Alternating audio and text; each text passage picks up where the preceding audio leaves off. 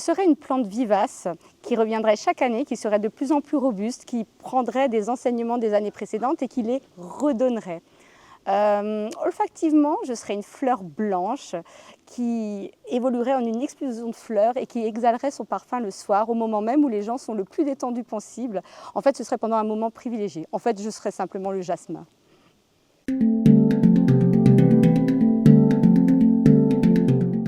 Clairement, la toxicité des huiles essentielles, j'ai même envie de dire la non-toxicité, il faut vraiment se rappeler que les huiles essentielles, du moins les molécules aromatiques, font partie de notre environnement depuis la nuit des temps et que notre organisme est plus apte à gérer ce genre de molécules que des molécules de synthèse.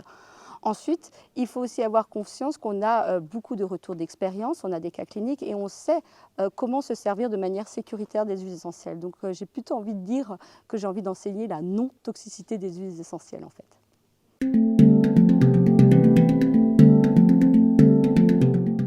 Un de mes grands objectifs, c'est en fait le développement d'une approche pondérale du dosage en fonction de l'indication et en fonction de l'individu.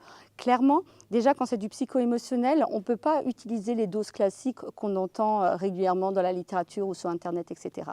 Ensuite, il est vraiment important de comprendre qu'un spasme ne sera pas géré avec la même dose qu'une gastro-entérite, par exemple. Donc pour moi, c'est vraiment important de gérer le dosage en fonction et de l'individu et de l'indication.